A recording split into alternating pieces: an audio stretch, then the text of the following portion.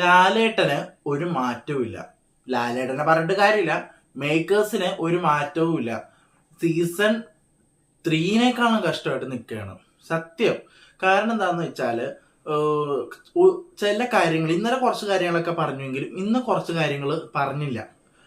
പിന്നെ ഷനീഷല്ല, നമ്മളുടെ ആര്യൻ ക്യാപ്റ്റൻ ആയിരിക്കുകയാണ്. ഇനി ഒരാഴ്ചത്തെ ക്യാപ്റ്റൻ ആര്യനാണ്.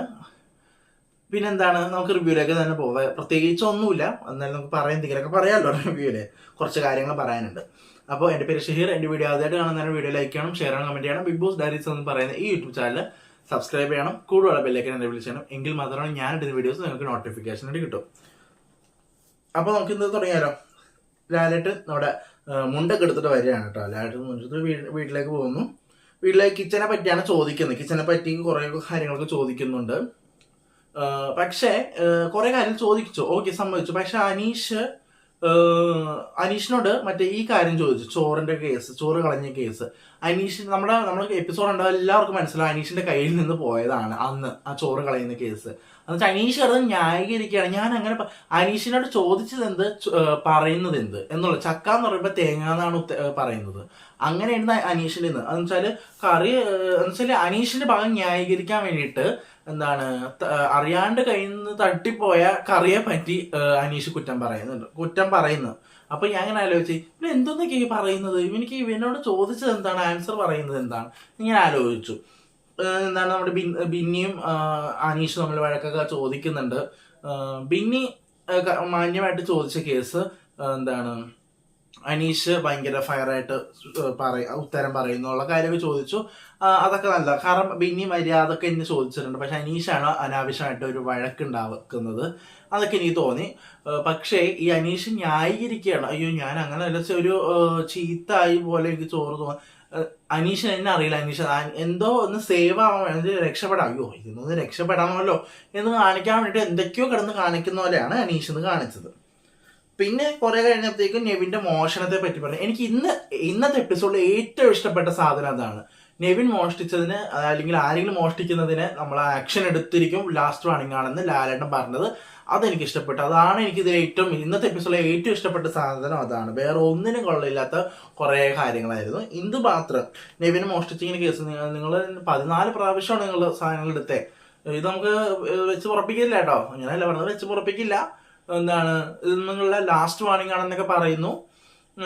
അതെനിക്ക് ഇഷ്ടപ്പെട്ടു. കാരണം അവിടെ എല്ലാവരും മേക്കപ്പ് ഇല്ലാത്തതുകൊണ്ട് ബീട്രൂട്ട് യൂസ് ചെയ്യുന്നു, പൊട്ടറ്റോ യൂസ് ചെയ്യുന്നു, രാത്രി ഫ്രൈ ചെയ്ത് കഴിക്കുന്നു, തക്കാളി ജ്യൂസ് കുടിക്കുന്നു. അതൊക്കെ ചോദിച്ചു, അതെനിക്ക് ഇഷ്ടപ്പെട്ടു. കാരണം അത് അവരുടെ റേഷനാണ്, അത് അവർ കുറയുന്ന സാധനമാണല്ലോ. അപ്പൊ അത് ചോദിച്ചാൽ അതാണ് എനിക്ക് ഇന്നത്തെ ഹൈലൈറ്റ്. എനിക്ക് ഏറ്റവും ഇഷ്ടപ്പെട്ട സാധനം അതാണ്. പിന്നെ എന്താണ്, നമ്മുടെ എന്താണ് അക്ബറിന്റെ മറ്റേ ഈ കാര്യങ്ങൾ, ക്ഷമാപണം, ആ കാര്യങ്ങൾ ചോദിക്കുന്നു. എന്താണ്, വെച്ചാൽ അക്ബർ കുറെ പ്രാവശ്യം രേണുവിൻ്റെ പുറകെ പോയി, എന്നിട്ട് രേണു മാപ്പ് കൊടുത്തില്ല. എന്നിട്ട് സ്റ്റേജിന് മുന്നിലേക്ക് മാപ്പ് കൊടുത്തു, കൊള്ളാം. പക്ഷെ ഞാൻ പറയുന്നത് രേണുക്ക് മാപ്പ് കൊടുക്കാനുള്ള കുറെ കാര്യം ഉണ്ടായിരുന്നു. രേണു മനഃപൂർവ്വം മാപ്പ് കൊടുക്കാത്തയാണ്. നമ്മളത് കണ്ടാൽ തന്നെ മനസ്സിലായി, രേണു മനഃപൂർവ്വം മാപ്പ് കൊടുക്കാത്തയാണ്. കുറച്ച് നടക്കട്ടെ എന്നുള്ള രീതിയിലാണ്. പക്ഷെ രേണു പറഞ്ഞൊരു പോയിന്റ് ഓക്കെ ആണെന്ന് തോന്നി. വേറൊന്നല്ല, രേണു പറഞ്ഞു നമ്മളിപ്പോൾ 1-2 നീങ്ങി ആയിട്ടാണ് നമ്മളെ പറ്റി അത് പറയുന്നെങ്കിൽ ഓക്കെ, സമ്മതിക്കാം. ഞാൻ വന്ന 2 ദിവസത്തിനുള്ളിൽ ഇവരിങ്ങനെ പറഞ്ഞപ്പോഴാണ് എനിക്ക് ഹേർട്ടായത് എന്ന് പറഞ്ഞു. അതെനിക്ക് ഓക്കെ ആയി. കാരണം 2-3 ദിവസമുള്ള ഒരാളെ നമുക്ക് മനസ്സിലാക്കാൻ പറ്റില്ല. അപ്പോൾ അതെനിക്ക് നന്നായി എന്ന് തോന്നുന്നു. ആ ഒരു കാര്യം പറഞ്ഞ് നന്നായി. പിന്നെ രേണു അങ്ങനെ ക്ഷമിച്ചോട്ടെ, രേണു എല്ലാവരും മുൻപിൽ ക്ഷമിച്ചു. ആരോടും ഈ കാര്യം പറയരുതെന്ന് ലാലേട്ടൻ പറയിപ്പിച്ചു, രേണുവിനെ കൊണ്ട് പറയിപ്പിച്ചു. പിന്നെ എന്താണ്, നമ്മുടെ ഷാനവാസിനെയും ആര്യനെയൊക്കെ സേവ് ആക്കുന്നുണ്ട്. പിന്നെ ലൈഫ് സ്റ്റോറിയെ പറ്റി കുറച്ച് കാര്യങ്ങൾ പറയുന്നു. ഒന്നുമില്ല, വെറുതെ ആയിരുന്നു. അപ്പോൾ എല്ലാവരും പറഞ്ഞു, അനീഷ് പറയുന്നു ഷാരികളുടെ ലൈഫ് സ്റ്റോറി ഭയങ്കര ടച്ചിങ് ആയിരുന്നു. പിന്നെ അഭിലാഷിന്റെ ഭയങ്കര ടച്ചിങ് ആയിരുന്നു എന്നൊക്കെ ഷാരിക പറയുന്നു. വേറെ ഒന്നുമില്ല. പിന്നെ ക്യാപ്റ്റൻസിയെ പറ്റിയാണ് പറയുന്നത്. എപ്പിസോഡ് എനിക്ക് കണ്ടിട്ട് ഞാൻ ഒന്നുമില്ലല്ലോ, ബോറടിച്ചിട്ട് വയ്യായിരുന്നു സത്യം. ഇന്ന് എപ്പിസോഡ് കണ്ടത് ബോറടിച്ചിട്ടാണ്. ബ്രേക്കിന് പോയി തിരിച്ചു വരുന്ന മുൻ ക്യാപ്റ്റൻസി ആയ ഷാനവാസിനെയും അനീഷിനെ നീക്കം പറയുന്നു. അവരെ തമ്മിലുള്ള പ്രശ്നങ്ങൾ പറയുന്നു. വലിയ രീതിയിലൊന്നും പറയുക, എല്ലാവരും പോട്ടെ കേട്ടോ, ശരി വിട്ടേക്കാം എന്നുള്ള രീതിയിലാണ്. ഒരു നമ്മൾ സ്ട്രിക്റ്റ് ആണ്, പ്രൊമോയിൽ കാണിച്ച പോലെ സ്ട്രിക്റ്റ് ആണെങ്കിൽ എല്ലാത്തിനും സ്ട്രിക്റ്റ് ആവണം. അതൊന്നും ഞാൻ കണ്ടില്ല. അപ്പം അതെനിക്ക് പോരാ എന്ന് തോന്നി. പിന്നെ ക്യാപ്റ്റൻസി ടാസ്ക് വരാണ്. അഭിലാഷും ജിസേൽ ഔട്ടാവുന്നു, അങ്ങനെ ആരും ക്യാപ്റ്റൻ ആവുന്നു. പിന്നെ നോമിനേഷനിൽ ഒന്ന് ആൾക്കാരെ എഴുന്നേൽപ്പിക്കുന്നു. ബ്രേക്കിന് വേണ്ടി നോമിനേഷനിൽ ആൾക്കാരെ എടുക്കുന്നു.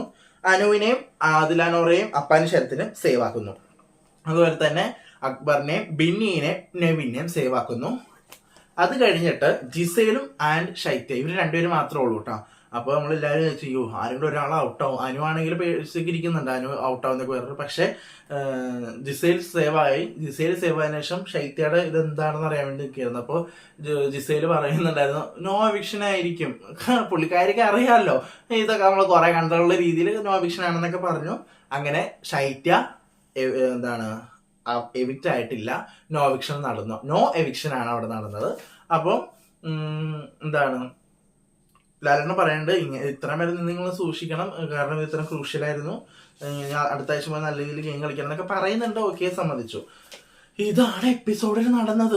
ഒരു തേങ്ങയും ഉണ്ടായിരുന്നില്ല, പറയാനുള്ള കാര്യം പറഞ്ഞില്ല, ഒന്നും പറഞ്ഞില്ല. എനിക്ക് ആകെ പക്ഷേ വാർണിംഗ് കൊടുത്ത് ഇഷ്ടപ്പെട്ടു. ആ മോഷണത്തിന്റെ കേസ് പറഞ്ഞു, എന്തൊക്കെ കാര്യങ്ങൾ പറയുന്നു. യൂറിന്റെ കേസ് പറയായിരുന്നു, യൂറിൻ അവിടെ ഉണ്ടാവുന്നു, ആ കേസ് പറയുന്നത്, ഹൈജീനിക്കിനെ പറ്റി പറയായിരുന്നു.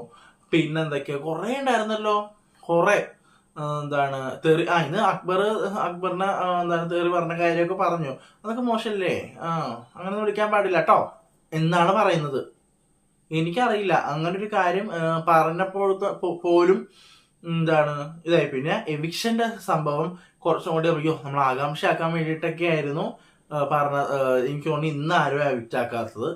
അപ്പോൾ ഇത്രേ ഉള്ളു എപ്പിസോഡ്. പിന്നെ എപ്പിസോഡ് 10:15 ആയപ്പോഴത്തേക്കും കഴിഞ്ഞു. പിന്നെ ആ 15 മിനിറ്റ് വീട്ടുകാരെ കാണിച്ചുകൊണ്ടിരിക്കുകയായിരുന്നു. ശൈത്യാനുമോള് സംസാരിക്കുന്നു, ആ കേസ് സംസാരിക്കുന്നു, നിങ്ങൾ സോൾവ് ആക്കാൻ നോക്കാൻ കാര്യം പറയുന്നു.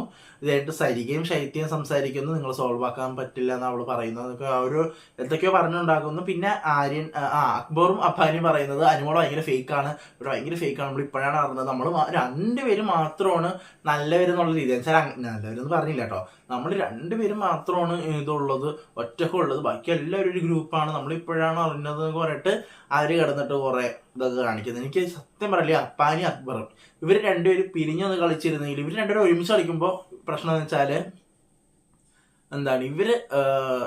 ഇവര് നെഗറ്റീവാണ്. ഇവര് ഗ്രൂപ്പ് കളി കളിച്ചിട്ടല്ലേ ഇത് ചെയ്യുന്നതോ.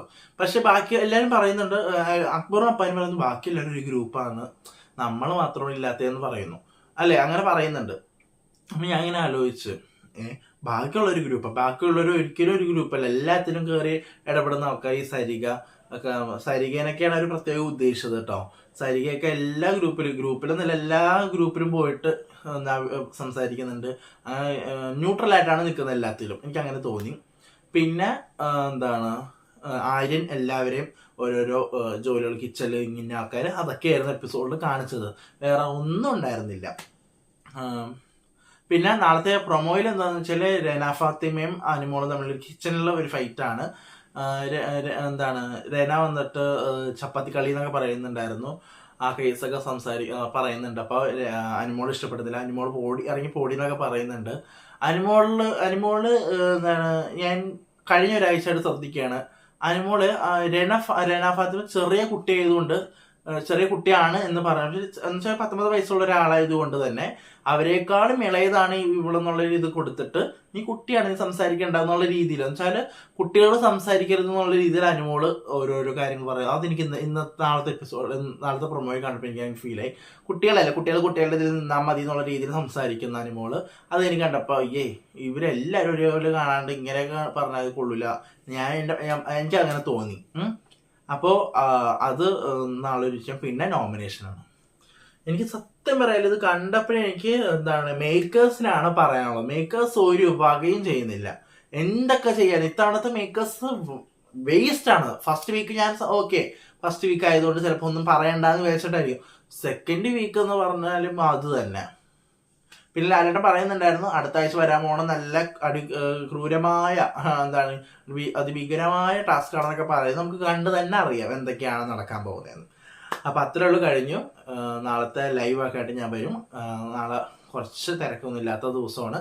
നാളെ മുതൽ. അപ്പം നാളത്തെ ലൈവ് അപ്ഡേറ്റും ആയിട്ടൊക്കെ ഞാൻ വരുന്നതാണ്. അപ്പോൾ അതുവരെയും